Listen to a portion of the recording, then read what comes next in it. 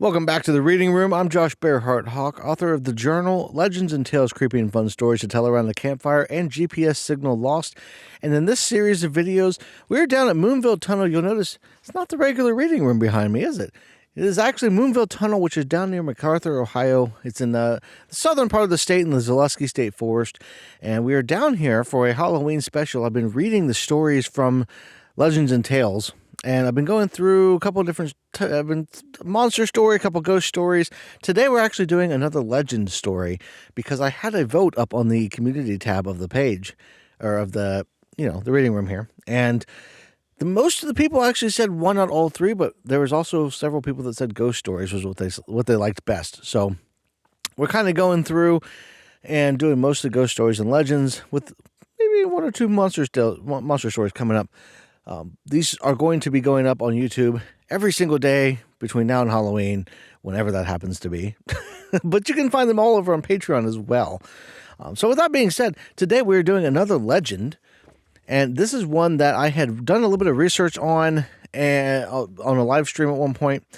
And I never actually got to cover it in my Legends and Tales series. So I wanted to put it in the book here. This one is called Cold Feet, and because it's a legend, we're going to have a little section where I talk about it, the legend itself first, before we actually dive into it. So let's get started with that. In the tapestry of legends and folklore that envelop the small towns of Ohio, there's a spectral tale that's whispered among the locals, known as the Bride at the Bridge.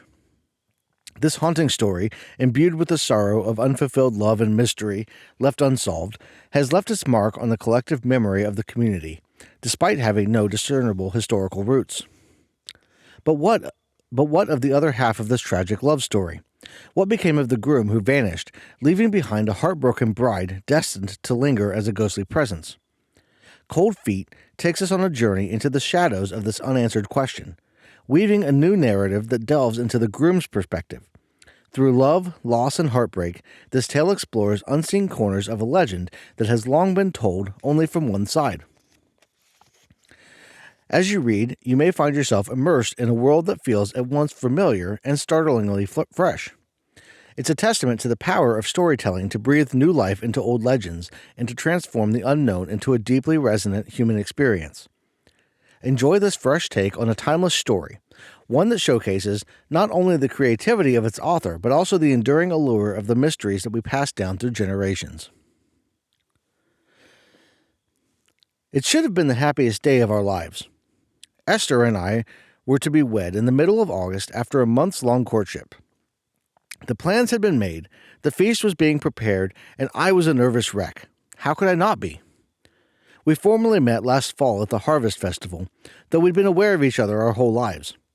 In a small town like Spruceville, Ohio, everybody knew everybody. Her father didn't like me, which I suppose is common for those who have daughters who fall in love. Her mother was too busy taking care of the young children in the family to pay any mind to what her eldest child was doing with her life. When I wasn't working on my family's farm, I would walk over to see Esther. She was always smiling and usually surprised to see me, especially when the snow was blowing and most folk elected to stay indoors close to a fire. The more time I spent with her, the more I knew she was the one for me. As the ground thawed and the flowers began to bloom, I started working up the courage to ask her father for her hand. I'll never forget the day I decided to do it. I rode over to her house, wearing my Sunday best and ready to do whatever it took to get his blessing. My bravery quickly faded, however, when I walked into the barn and saw him standing near his horse with a rifle. It turned out he was getting ready to go hunting, and he invited me along. I knew I couldn't say no, even if I wasn't properly dressed for the occasion. As we rode out, he asked me if I'd come over to see his daughter again. Stumbling over my words, I told him that I had, in fact, come to see him. When he didn't say anything in return, I carried on telling him how I loved his daughter and I wanted to spend the rest of my life with her. I wasn't sure if I was rambling on too much or if he was just not listening, at least until we reached a clearing where a large buck was standing at least 100 yards away. Esther's father grabbed his gun from its holster, took aim, and fired. The buck went down right away. Turning back to look at me, he had a big smile on his face. After what felt like an eternity, he told me I had his blessing to marry Esther, but he cautioned me to remember that day. I helped him load the buck and then rode off before he could change his mind or show off more hunting skills. Returning to the farm, I found Esther and asked her to ride with me to one of our favorite spots. We were standing beneath a flowering dogwood tree next to the river when I asked her to marry me. She tried to pretend she hadn't heard me just so I would ask it again before she finally said yes. So spring faded into summer, and we decided on a wedding date of August 12th. We had a big party to celebrate the engagement, and I started working on our future home with the help of my father and brother. It seemed as though nothing could go wrong, but if it had all gone right, I wouldn't be here now. As August drew closer, I found my nerves getting the better of me. My stomach was causing me pain from time to time, with the frequency increasing with each day. Weddings in a small town are a big deal, and everyone gets involved in one way or another. The house was complete by the 1st of August, and I moved in to make sure everything was right for our future family. Esther wanted to see it, but I told her she would have to wait for the night of the wedding, as it was supposed to be a surprise for her. A few days before the wedding, I confided in my father how my nerves had been bothering me, and he assured me it was normal to have butterflies going into such a big event. I took his word for it, though I wish I hadn't. The day before we were to be wed, I found myself in a lot more pain. Not wanting to be a bother to anyone, I decided to take a walk and try to calm down. There was a trail near my new house that went along the river, and I thought the calm of the water would help. As I walked, I found the pain growing worse and worse in my stomach until I felt like it was about to split open. I held my right side as I walked, feeling worse and worse with each step. My vision started to blur, and I felt myself falling off the bank into the river below. I passed out, and the pain finally subsided. When I woke, I was back in my house, unsure of how I got there or what day it was. As I climbed out of bed, I heard a knock on my door, followed by the voice of my brother asking why I wasn't at the wedding. Panicking, I yelled back that I was on my way, and I dressed and ran to the door. By the time I got outside, he was gone, likely back to the ceremony to tell everyone I was coming. I hurried down the road, managing to arrive as several guests were leaving. I tried to stop them, but they ignored me as they walked past. I heard a few whispers from people wondering why I didn't show up, some even saying they expected as much.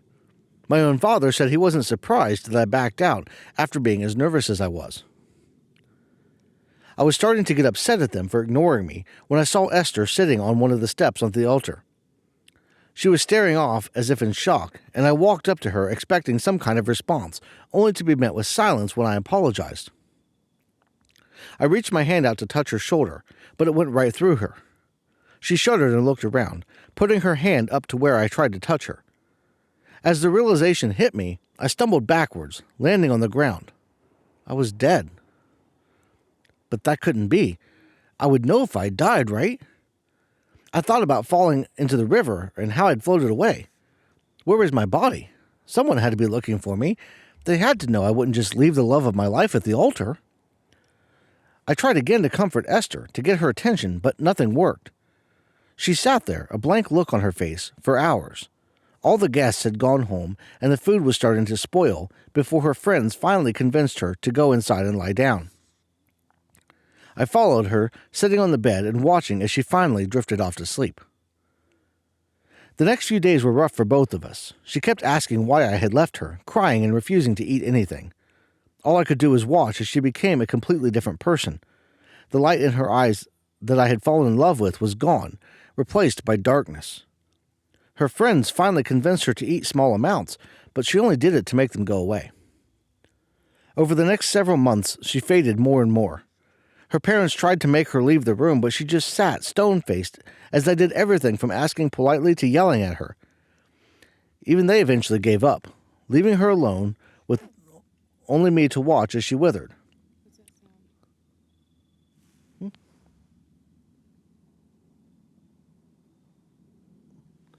Someone come up the path? By late November, I started going out for walks when she slept. The pain of seeing her like that was unbearable. At first, I would only go out for a few minutes at a time, but I started staying out longer and longer. After a few walks, I got the idea to start looking for my body, hoping in the back of my mind that finding it would somehow break the spell over Esther and she would be able to move on and find happiness again. I walked for miles every night, looking up and down the river. After a while, I forgot what I was even doing out there. The night seemed to be growing darker, and the days were barely distinguishable from the night. The wind blew snow all around me, but I didn't feel cold. One morning, I returned from my stroll to find the bed where Esther usually laid, empty. I felt relief surge through me as I believed she had finally moved on. Then I heard crying from the front room. Walking through the house, I found Esther's mother on a chair near the fireplace, sobbing into her hands. The rest of the family was gathered as well, but Esther was nowhere to be seen. I was only able to take in the scene for a moment before it faded, darkness taking over again. As the light returned, I found myself in the cemetery. It was spring, and a crowd was gathered around one of the graves. As I walked up, a feeling of grief overwhelmed me, and I heard someone say she died of a broken heart. As I looked around at the crowd, I saw someone dressed in white, standing at the gate to the grounds. Esther had a look of rage on her face, as she vanished before my eyes.